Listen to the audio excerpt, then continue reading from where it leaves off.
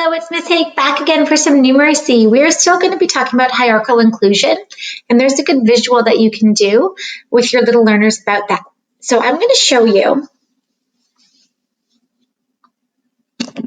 making these kind of gobstopper kind of visuals are awesome.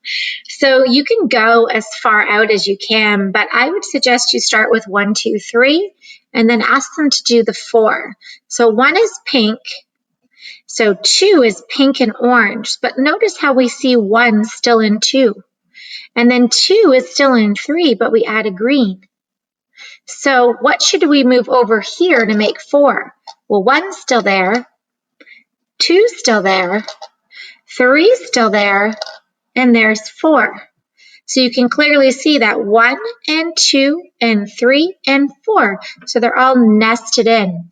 If you have some nesting dolls, that would be awesome to show the class.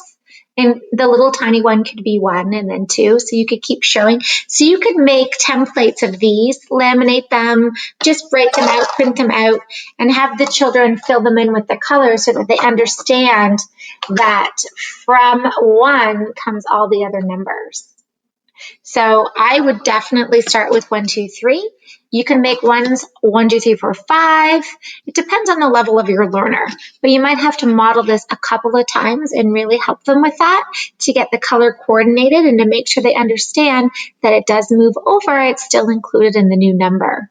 All right, have a beautiful time with your hierarchical inclusion. I'm going to call this hierarchical inclusion gobstoppers. Have you ever eaten a gobstopper and gotten to the middle and then you cut it on all the little layers? All right, have a super rest of your day. Bye.